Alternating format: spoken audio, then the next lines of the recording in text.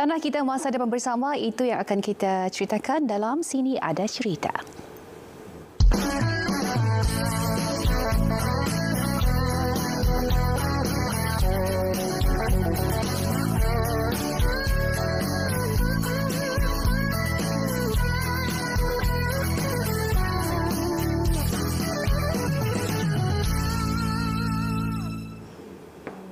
Baik, Sabah memang cukup kaya dengan hamparan tanah yang subur dengan hutan hijau yang cukup luas dan juga sumber alam yang melimpah ruah. Namun di sebalik kekayaan ini pasti wujudnya juga tanggungjawab dan juga cabaran untuk memastikan bagaimana setiap inci tanah di negeri Sabah ini dimanfaatkan sepenuhnya untuk rakyat. Dan dalam perkembangan arus semasa yang semakin laju pada ketika ini, tanah nilainya semakin berharga, bukan saja dari segi ekonomi tetapi juga dari segi kelangsungan hidup rakyat. Jadi pada hari ini kita akan bercerita mengenai tanah kita masa depan bersama dengan yang berbahagia Datuk Surveyor Bernard Liu Chow Ming, Pengarah Jabatan Tanah dan Ukur Sabah yang sudi bersama kita pada hari ini. Apa khabar Datuk, sihat? Sihat, terima kasih Anne. Ya. Selamat pagi semua. Ya, dan Datuk, meskipun dengan jadual yang cukup sibuk, tapi terima kasih kerana sudi untuk bersama dengan kita hari ini, pastinya untuk membincangkan tentang tanah kita masa depan bersama. Bila kita sebut saja tentang tanah ini kan, sebelum kita pergi lebih jauh lagi, mungkin Datuk boleh kongsikan apa sebenarnya peranan utama Jabatan Tanah dan Ukur Sabah ini? Ya, Jabatan Tanah dan Ukur adalah agensi kerajaan negeri yang menjadi penaraju dalam pentadbiran, pengurusan dan juga pemeliharaan tanah di negeri Sabah. Ya. Kita untuk memastikan tanah tersebut diurus, ditadbir dengan baik supaya menjadi satu aset strategi. Bukan saja untuk kegunaan masa kini tetapi juga untuk generasi yang akan datang. Kita pastikan tanah dibangunkan dengan lestari dan mampan. Ya, baik. Maksudnya di sini apa sahaja yang berkaitan dengan tanah, memang Jabatan Tanah dan Ukur Sabah inilah yang menguruskannya. Kan? Jadi sangat penting sebenarnya untuk memastikan pembangunan tanah di negeri Sabah ini seperti yang Datuk kata tadi, mampan dan juga seimbang. Baik, saya kira apabila kita bercerita tentang tanah ini, yang paling rapat dengannya ataupun paling dekat dengannya pastilah rakyat ataupun masyarakat. Jadi kalau kita boleh ceritakan bagaimana Jabatan Tanah dan Ukur ini bekerjasama dengan masyarakat ataupun komuniti untuk memastikan pembangunan tanah di negeri Sabah ini berjalan dengan seimbang. Ya, kita sentiasa mengadakan program penerangan dan juga kesedaran kepada penduduk luar bandar, terutamanya tentang pentingnya untuk menjaga tanah dan membangunkan tanah mereka dengan seimbang dan mampan. Dan ini untuk memastikan tanah tersebut menjadi satu aset yang berharga, bukan saja untuk mereka tetapi untuk generasi akan datang. Ya. Baik. Saya kira pasti ada kalau kita bercerita tentang bagaimana JTU mendekati rakyat ataupun masyarakat ini, macam yang Datuk katakan tadi, JTU sentiasa bekerjasama dari segi memberikan informasi lebih dekat kepada masyarakat terutamanya di kawasan luar bandar, ya. Betul. Ya. Baik, dan kalau boleh dikongsikan juga, saya kira daripada usaha untuk mendekati mereka itu dengan kekangan ataupun cabaran semasa yang ada pada ketika ini, mungkin boleh dikongsikan apakah cabaran terbesar mendekati golongan seperti ini terutamanya di kawasan luar bandar? Ya. Cabaran sekarang yang terbesar adalah dari segi tanah kerajaan yang tersedia untuk diagihkan adalah sangat terhad. Sangat terhad sebab di negeri Sabah kita telah mengagihkan lebih daripada 50% untuk tujuan tanah yang tersedia untuk tujuan perlindungan, konservasi dan pemeliharaan seperti forest reserve, kehidupan liar dan juga taman-taman Sabah. Dan jadi yang selain itu adalah diagihkan untuk memberi milik tanah kepada individu dan juga syarikat. Jadi cabaran utama ialah yang tersedia itu sangat terhad. Jadi bagaimana kita untuk agihkan yang tanah yang terhad itu untuk perlindungan, untuk kegunaan perumahan dan juga untuk penduduk luar bandar. Itu cabaran utama. Jadi selain itu kita juga menghadapi cabaran dari segi kawasan yang terhad itu dipohon oleh ramai pihak, dan jadi jabatan terpaksa kita akan mengurus dengan menggunakan perundangan yang tersedia untuk menyiasat tanah dan membuat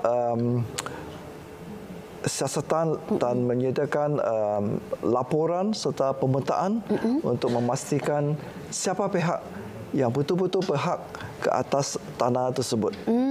Maksudnya ini mendekati secara personal apa agaknya masalah ataupun cabaran dihadapi oleh penduduk. Selain itu, penduduk luar bandar mereka pun menghadapi masalah tentang bagaimana kalau sekeran tanah hilang, apa perlu dibuat, kalau tanah tersebut mendapat pencerobohan tanah, apa yang dibuat.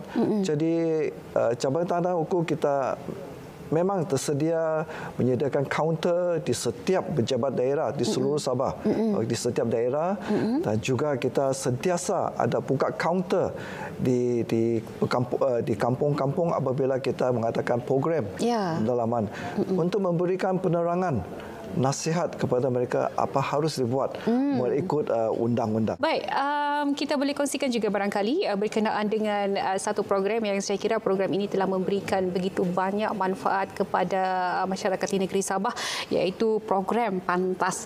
Ini selayaknya Datuk yang kena bercerita tentang Pantas ni lah, kalau boleh dikongsikan. Boleh. Pantas ini artinya ialah perkhidmatan khas tanah anak negeri Sabah. Jadi kita singkatkan menjadi Pantas. Pantas ini kita memproses tuntutan tanah hak anak negeri secara berkelompok, secara blok. Jadi kita juga akan turun ke padang untuk membuat laporan, membuat pengukuran terdahulu sebelum kita membuat keputusan untuk siapa tanah itu diberi milik. Jadi satu daripada faktor yang memberjayakan Pantas ini ialah kerjasama dengan penduduk kampung. Kita turun padang sebelum memulakan program, kita membuat engagement dengan penduduk kampung dan memberi penerangan apa yang harus buat. Jadi mereka akan menyediakan sempadan, mereka akan tunjukkan sempadan yang telah disetujui antara dua-dua pemilik tanah, dan kita hanya menjalankan pengukuran dengan senang. Jadi sehingga sekarang kita telah mengukur seluruh Sabah sejak program Pantas dimulakan hampir 500,000 ekar tanah. Jadi satu jumlah yang besar tu Datuk sebenarnya. Saya kira program Pantas ni dia telah mempercepatkan pemberian geran tanah kepada penduduk. Jadi saya kira macam terutamanya bagi golongan yang ataupun mereka yang sudah berusia, pasti mereka akan rasa lebih gembira sebab bukan mudah. Kalau kita lihat dari dulu sudah ada yang sampai berpuluh-puluh tahun masih belum mendapatkan geran. Kita dapat lihat daripada pemberian program Pantas ni ramai yang mendapat geran itu dalam tempoh yang sangat singkat. Ini geran tanah ini penting. Sebab kalau tidak ada geran tanah, susah mereka dapatkan subsidi untuk membangunkan tanah mereka. Jadi sangat penting lah. Jadi sebelum program Pantas dimulakan, peratus luas tanah yang dimiliki oleh anak negeri berbanding dengan pajakan hanya 24%. Dengan pelaksanaan program Pantas selama 15 tahun, peratus tersebut telah meningkat kepada 47%. Pemilikan luas tanah untuk anak negeri. Satu peningkatan yang cukup signifikan sebenarnya. Datuk, kalau kita boleh kongsikan juga, saya selalu mendengar biasanya kalau antara perkara yang sering dihadapi ataupun cabaran masalah yang dihadapi terutamanya oleh golongan-golongan yang sudah agak berusia ni, mereka agak terkesan apabila susah untuk melakukan pembetulan nama pada geran tanah dan sebagainya.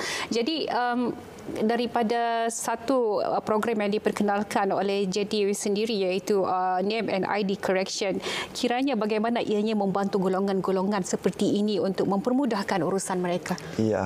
program Name and ID Correction atau NIC ini adalah satu program baru yang dikenakan oleh jabatan dalam 2024. Jadi objektif utama program ini ialah untuk mempercepatkan pembetulan nama dan juga ID dalam kerantana. Ini penting sebab kalau nama ejaan dia ada tidak betul salah atau nombor ID dia satu digit bersalah, mereka tidak dapat buat pindah milik tanah. Betul. Ya, atau lain-lain urus jaga tanah. Jadi untuk membantu ini khas untuk yang di penduduk luar bandar, kita adakan program NIC di daerah-daerah peringkat untuk membolehkan mereka membuat pembetulan nama dan ID dalam masa yang singkat, iaitu 1 hari sahaja. Sebelum itu mungkin mereka ambil masa 1 bulan, begitu, ambil masa yang panjang sebab dia perlu ke beberapa pejabat. Jadi kita kumpulkan semua dalam satu tempat sahaja, jadi pembetulan boleh dibuat dalam tempoh 1 hari sahaja. Wow, sangat cepat dan pantas sebenarnya.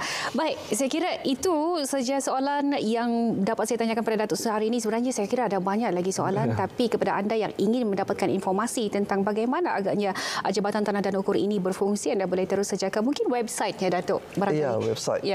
Pergi ke website Jabatan Tanah dan Ukur Negeri Sabah. Dan sekali lagi terima kasih Datuk kerana sudi untuk bersama dengan kita. Yang berbahagia Datuk Surveyor Bernard Liu Chow Min, Pengarah Jabatan Tanah dan Ukur Sabah, kerana sudi untuk bersama kita dalam Sini Ada Cerita pada kali ini. Jadi kita terus saja kembali bersama rakan penyampai di Angkasa Puri.